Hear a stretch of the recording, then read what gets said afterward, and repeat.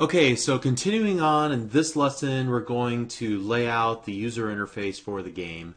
We're going to set up the data binding. We've already collected a lot of data. Now it's time to connect it to a grid view and the data template and each individual item. Make it clickable. We'll come back to that part, and then to basically just do initial game setup. So the game won't be playable by the end of this video, but we'll be in really good shape to actually start the game logic like scoring and countdown in the next video. All right, so let us get started now. Where I left off in the previous video was that there was an issue and it wouldn't compile or it wouldn't run. I don't remember which, but the issue is easy. Basically, all I need to do is this. I didn't new up songs, so that's why it croaked. But if I add that and create a new instance of observable collection, now we should be able to run the application. And while we won't see much behind the scenes, it should be going out and grabbing all of the files, and grabbing off all the metadata and then creating new instances of the song class and making those available to the rest of our app. Again, not a whole lot going on here, unfortunately, but behind the scenes there's a lot happening. Okay, but it's time to kind of rectify that. And so to get started with this, I'm going to open up mainpage.xaml, and we're going to start laying out the pieces that we're going to need for this app. And so I'm going to start off by adding two rows. So there's going to be a first row definition that will just be, I think it's just going to house the countdown bar. We'll make it 100, and then the other row definition will just be for the remainder of that space. Okay, and then we're going to add a stack panel, and this is going to be that first row where we're going to add a progress bar. And I'm going to go ahead and give it a name because we're going to need to reference it programmatically. So name equals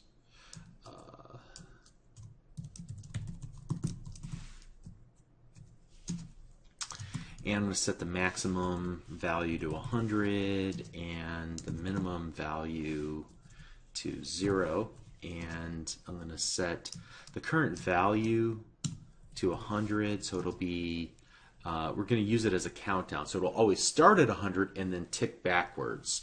Also, I'm going to go ahead and set the height of this to 20 and the foreground equal to blue.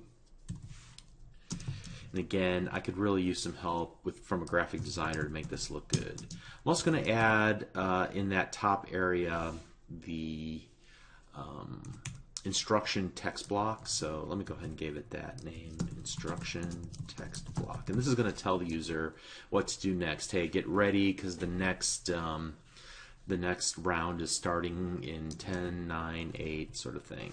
Okay, and I'm going to set the foreground equal to blue again there, and then the horizontal alignment I'll set to the to center. And then I'm also going to go ahead and put the media element in here. It's doesn't have a visual quality, but I'm going to go ahead and stick it there. And I'm going to set the autoplay equal to true. And I'm going to change this to capital M, my progress bar. I go back and forth on what to name the XAML elements because I'm not sure that they're public. I think they're more protected. And so it's really a judgment call on what the naming convention to use there. Okay, so that's going to be for grid.row equals 0. And let's put the second panel, stack panel, and it's going to be grid.row equals 1. And I'm going to set the orientation of this to vertical, which I don't know that I needed to do that, but we'll go ahead and do it anyway. All right, and then the majority of this is going to be a grid view control. And let's go ahead and give the grid view the name of song grid view, and I'm going to set the is item click enabled equals true. I'm going to go ahead and handle an item click event. I'm also going to set the item source, items source equal to what we created in the previous video, the songs collection, and that should be visible to our to this main page.xaml. Did I make that private? Or yeah, I made it private. It still should be visible here though, because they're in the same class, right? All right, so let's add an item template. Whoops, grid view.item template, and inside that item template, we're going to add a data template, and we're just going to add a simple grid with an image control. Call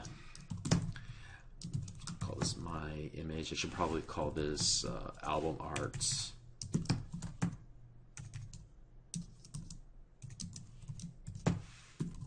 Okay, and then I'm going to make the height 75 and the width 75 because I happen to know that's the exact size of each of the images that are used in the metadata for the MP3s, since I created them myself or had a developer create them for me. All right, and I know that I'm going to bind bind to a property of songs called album cover. Let me double check that just to make sure that is in fact the name. Yeah, album cover is the name of the property I want to bind to. So let me go ahead and do that, like so.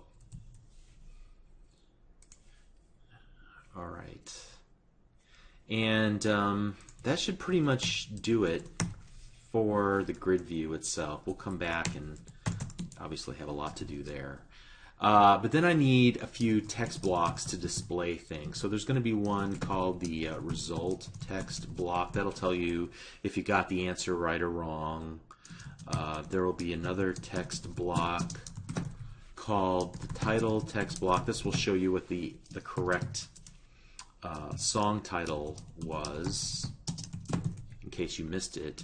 There will be an artist text block that will display the correct artist, and then there will be a album text block to tell you the album that the song that was playing was performed on. Okay, and then I know I'm going to want another button in case you want to play again, so I'm going to call this play again button, and the content will be play again. I'll make the background of this red, and the horizontal alignment will just be in the center there. And I'm going to set the visibility initially to collapsed, because I don't want to see it until we get into that state where the game is over, and I want to ask, hey, do you want to try it again? And at which point then we'll allow that to happen. So let me also add a clicked event here, and that should take care of that. And get rid of the button click, but I'm going to need somewhere to put all of that code in the button click. So I think what I'll do is actually put that in a page load event. So loaded equals page loaded, and let's go there, and I'm going to put all that code I cut, I'm going to put it there, and then I can get rid of that. Okay. Oh yeah, and then there's one last thing that I want to do here as well. I have two rows. The second row will obviously take up the majority of the space there. What I want to do is we've already got a stack panel inside that row 1, so the second row, and I'm going to add another grid, and I'm going to set its grid.row equal to 1. So it's going to sit in the same in the same row and cell actually as the stack panel that I just created. And all this is going to have is just a progress bar, or actually, sorry, a progress ring. And I'm going to call this startup progress ring. And I'm going to set the horizontal alignment equals center and the vertical alignment equals center. And let's set the width equal to something nice and big, like 200, and the height equals 200, like that. Actually, that might be a little too big. Let's put that back to that, and then let's go foreground. We'll say gray. Good. Let me put all that on separate lines so it's easier to read.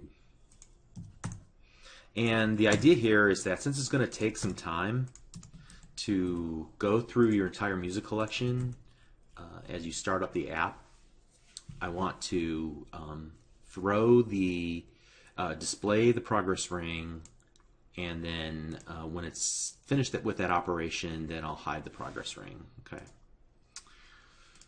All right, so that should do it for the layout, basic layout. We may have to come and tweak a few things, margins and things of that nature, but I think we're pretty much in good shape to go. So what I want to do is let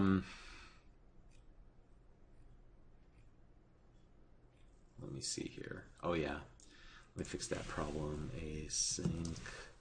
This will be just task like that. Okay.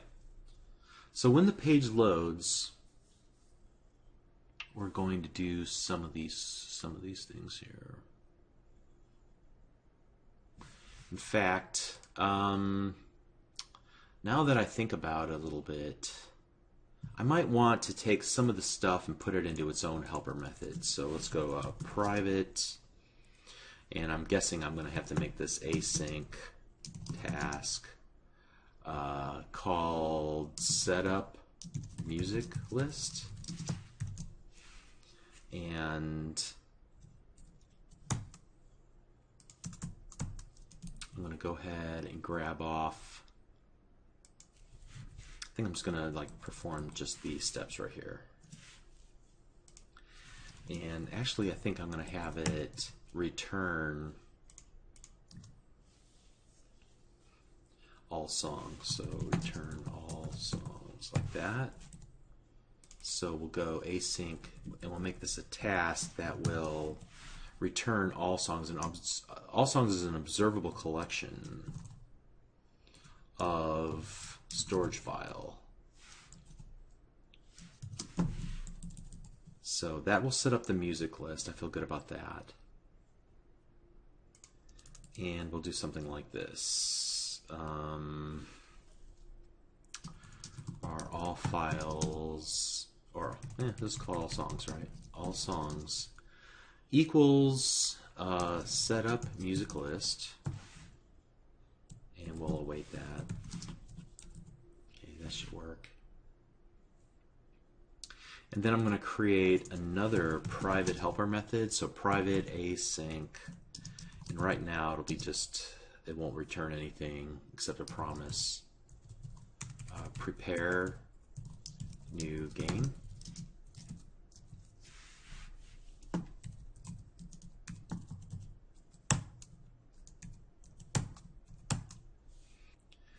And I guess I'm going to pluck off some of this stuff here.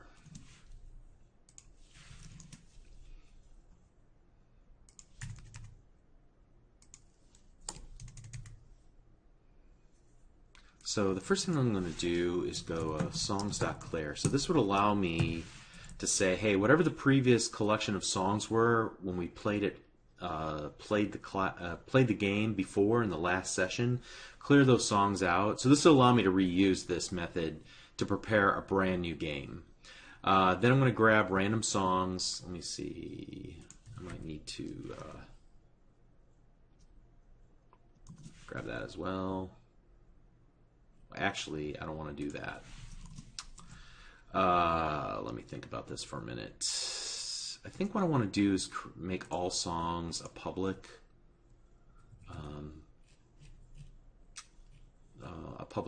collection like this, or rather public to the class. So observable collection of storage file called all files, like that. Okay, that makes me feel good actually. And so we'll just do this. Let's not call it all files, let's call it all songs.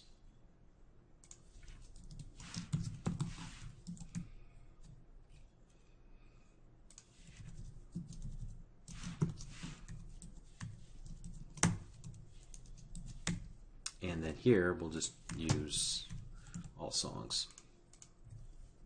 Because we only really need to get those songs one time, but every time we want to play a new game, we can just reuse that list of songs. Okay, so that's kind of my thought process there.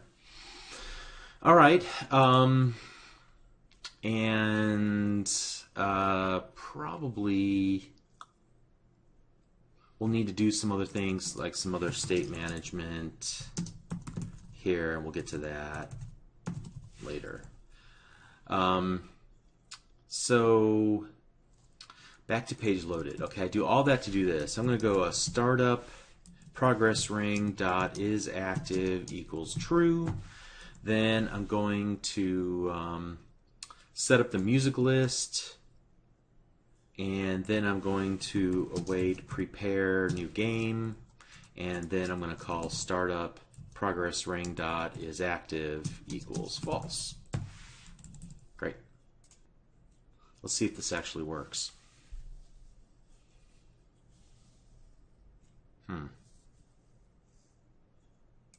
Oh, so I forgot a couple things here.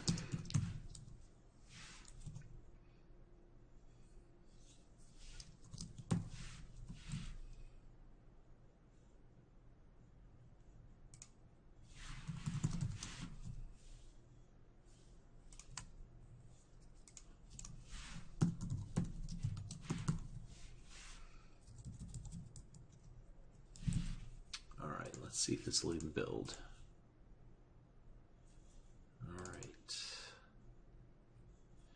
It did not like something here. Has the wrong return type. Alright, it does not like that I have put this here. So let's go ahead and rethink that a bit. Let's go private void here. And instead of putting all of this here, let's. I need to make sure that at a minimum this grid is actually ready for action. So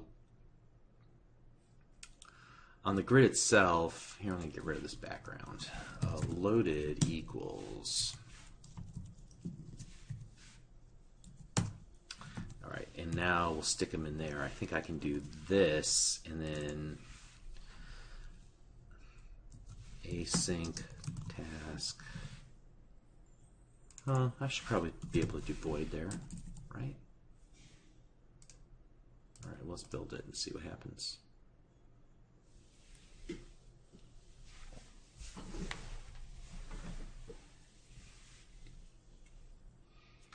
All right, so build went well. Oh my goodness, it worked. Look at that. How cool is that? All right, so we were able to data bind. Got some margin issues here at the top, and this doesn't do anything when we click on these items. Okay, but we're in really good shape here. I'm almost thinking that that's all I really wanted to accomplish. Let me add around this. Let's go margin 20, 20, 20, 20. That should help that. Oh, did you notice the little